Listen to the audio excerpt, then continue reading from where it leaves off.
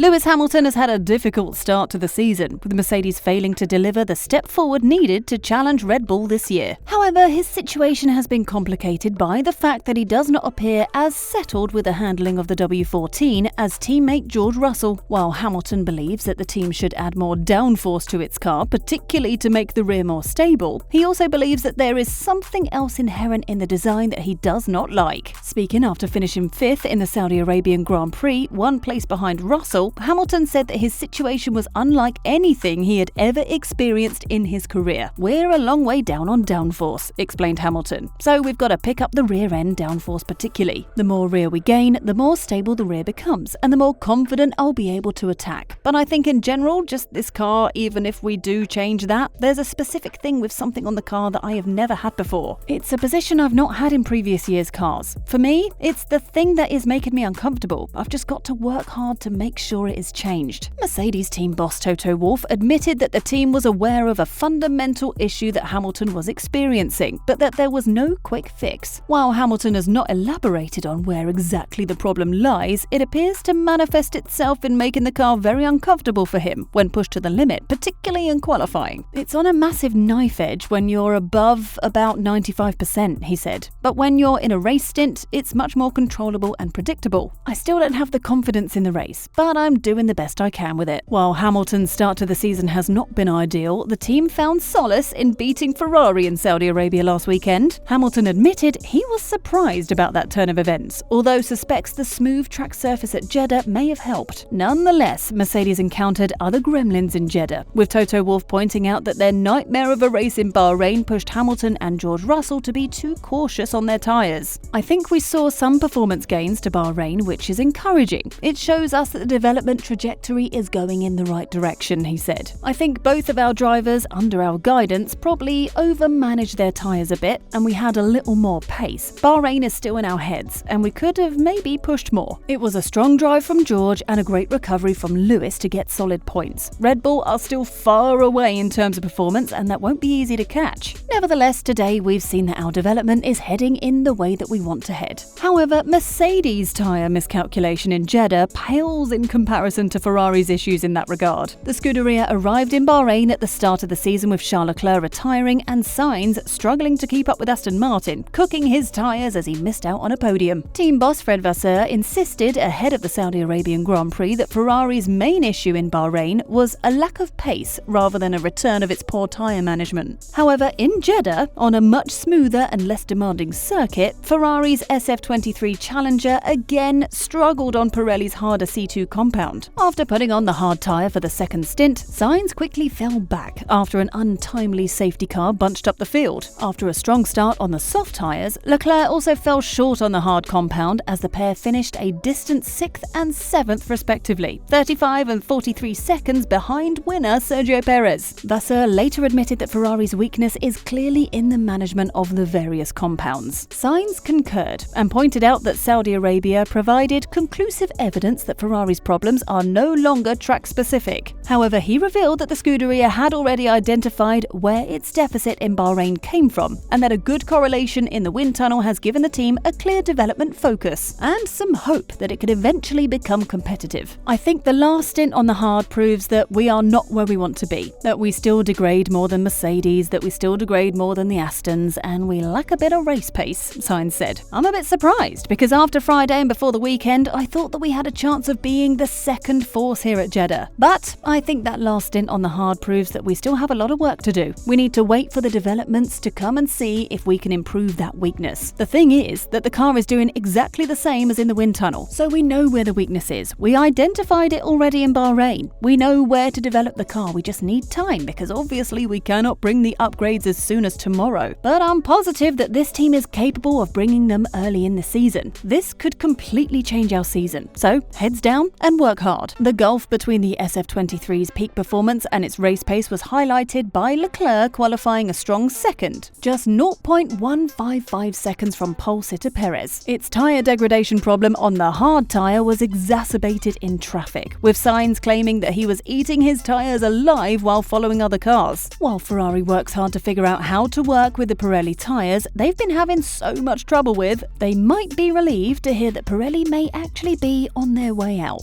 Yeah, you heard that right. The FIA has issued a call for tyre manufacturers to apply for the exclusive Formula One supply deal. Pirelli has been the series' sole tyre supplier since 2011. This followed on from a one-make deal with Bridgestone, which also featured alongside Michelin in the last tyre war that ran through the mid-2000s. While the Italian manufacturer is expected to reapply and retain the rights, the motorsport governing body has issued the standard invitation to tender for the single supply of F1 tyres. The successful applicant will also be awarded the Formula 2 and Formula 3 support championship contracts. This new agreement will go into effect for the 2025 season and will last at least 3 seasons, with an option for 2028 also being considered. The design brief and desired tyre behaviour will largely remain unchanged from the current 23-inch specification, which was expanded for 2022. The basic characteristics and sizing will not change in order to remain relevant in the road car industry. The FIA statement read, "These targets have been agreed through consultation with the commercial rights holders and the teams, and are designed to ensure a wide working range, minimize overheating, and have low degradation while also creating the possibility for variation in strategy. The tender will also require potential suppliers to provide an analysis of the environmental impact of Formula One tyres, and the winning bid must demonstrate best practice and innovation when considering the entire life cycle of the tyres." It is also worth noting that the new tyres will have electronic identification to improve the efficiency of the scrutineering procedures. Given their most positive track record over the last decade, it's safe to say Pirelli is by far the most likely to win the bid. Nonetheless, moments like Max Verstappen and Lance Stroll's dynamic tyre failures at last season's Azerbaijan Grand Prix, or Lewis Hamilton limping to victory with a flat at Silverstone in 2020 paint a less than ideal picture. Concerns have also been raised about Pirelli and the FIA's recent push to outlaw the use of tyre blankets. Drivers such as Max Verstappen have stated that their efforts pose a direct safety risk to drivers. "I think we're going to have a lot of crashes. That I know already compared to what we have at the moment," the Dutchman explained. "But yeah, it's tough. Also, your tyre degradation is going to be completely different because your tyres are very cold. You are sliding around a lot in the first few laps. Your tyre pressures are going to go through the roof, so your tyres are going to degrade a lot more. At the moment, I don't really enjoy it, but a lot of drivers say the same and we have to find a solution to that." The fact remains that Pirelli has been chastised on occasion. However, it is unclear whether this will be enough to break their stranglehold on Formula One's tyre supply. So, what are your thoughts? Will Pirelli be successful in its bid to remain F1's sole tyre supplier? Will Ferrari be able to overcome their tyre woes and take the fight to the Red Bulls? And why do you think Lewis Hamilton struggles so much more than his teammate with the W14? We'd love to hear from you in the comment section below. And if you're looking for more F1 news, check out our video on Mercedes getting ready to copy Red Bull after Jeddah. Thank you for watching. If you like the video, please consider liking and subscribing to the channel, and don't forget to click the bell button to be notified of future videos.